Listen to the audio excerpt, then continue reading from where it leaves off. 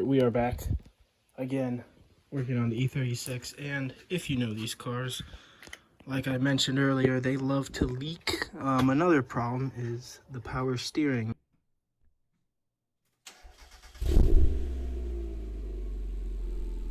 Again, this was another thing the previous owner said, and you can kind of tell it's all wet down there. It's a lot of whines, like just driving slow turns.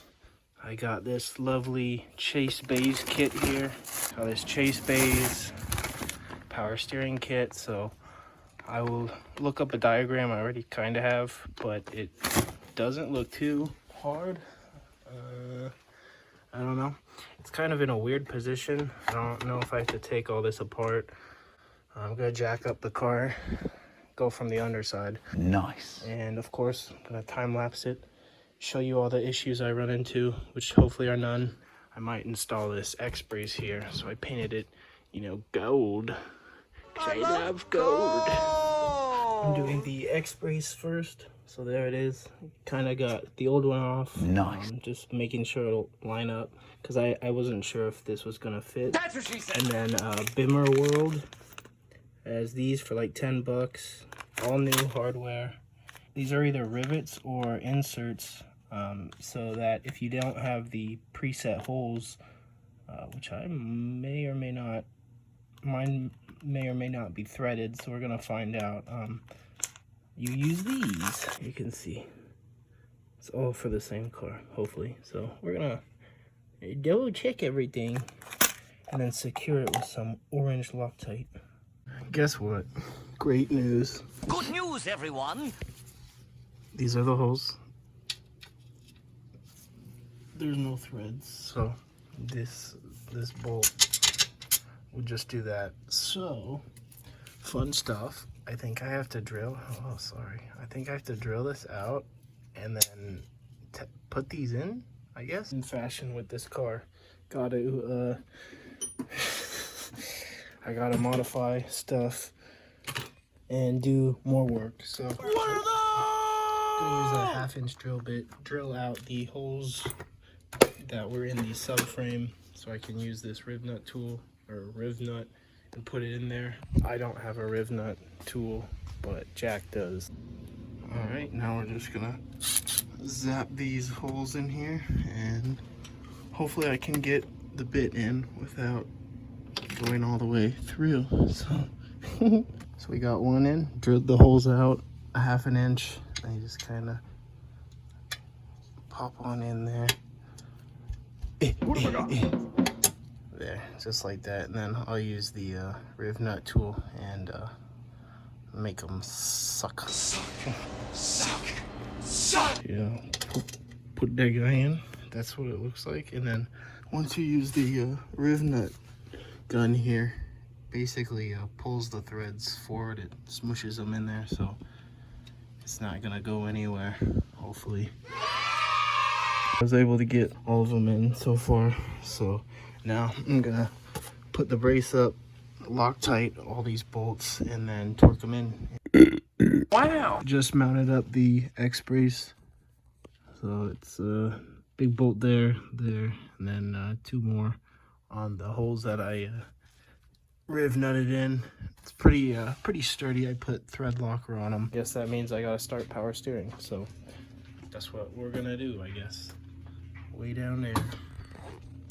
This stinks. Like, I notice all car fluids smell really bad, so just if you didn't know, now you know. Don't know, now you know. So we're going to be replacing all these lines. There's no instructions in the kit, so that's fun, but I looked up some diagrams, so I think I understand it. Maybe we're gonna find out. I thought I bought the wrong kit because there's this one. I'll just show you. So there's this guy right here. So this was a little slip-on hose. All these hoses are pretty much slip-on, and this guy's a banjo. So I wasn't 100% sure I bought the right kit, but this little adapter here, this big one, the thick line, I'll show you in a second, it actually came apart, and so it had this bottom nut and a O-ring, and then the top part screw So they just kind of screwed together. And so this is the feed line. So this will be the biggest hose going up to the reservoir. And then this is the high pressure line. So this part goes to the back side of the rack. And then the other line is basically from the reservoir through the cooler to the rack. So I did not order the cooler, so we won't have that. It'll just be straight to the rack. So yeah, this is gonna be the feed. So this kind of came apart here. And then this one's gonna be the high pressure. And then this is the other one to cooler. Got everything out, so here it all is. You got your reservoir, the cooler, and all the various lines. This is the high pressure line, double banjos. Basically all the Chase Bay stuff, it comes with these. So you just unscrew one of them, screw this end in. So this is the high pressure. This will be your feed. And then back there, I just put the red caps on there to protect them. Finally got everything mounted up. You can't see. So here's the reservoir. We got big line running to the pump, and then the small line running to the front of the steering rack here.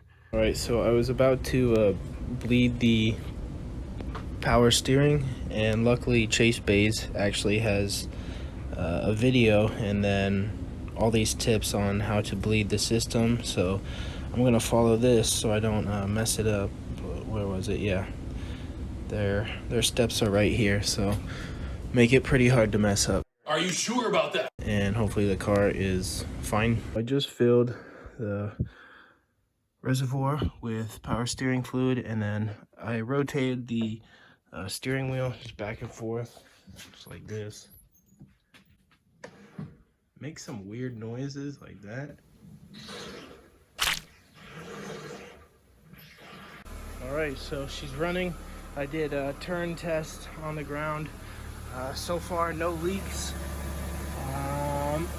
Hopefully there's no leaks, or else I'll probably just have to take stuff apart and then redo it, because a lot of the lines to get are really hard to get to, so I'd have to take other stuff apart.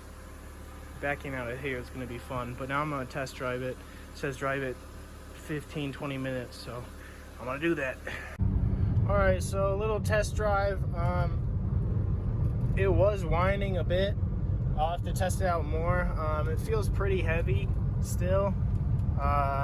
They said after a test drive it should be okay, but I may have to take all the lines and just double check everything. I'll probably have to remove one or two of them just to tighten them. But on another note, I saw a sick Porsche on the other side, and he was checking out my car. I was checking out his, so you know, I gave him a little wave. He gave me a wave. Pretty sick. So real recognize real. But I'm gonna try to find maybe a lot just to do some turns, see if that helps, because I still hear the whine. So I don't know. I don't know what the I don't know what the that is. What the I don't know. We're gonna find out, but I might have to retighten all these lines. Big headache. All right, very sunny, but so I just drove it. I noticed when I turn to the left, it makes a weird noise. It's like it gets really hard to turn. So I think there's a leak, like an air leak. So I probably need to just tighten everything and yeah, tighten all the lines, and then I'll try it again. If not, then I had a bad power steering pump, and that was the issue all along. But the lines were leaking, so you know, just another thing. Add it to the docket. Are you mocking me? See, there's some slight residue there. That line still looks a little wet.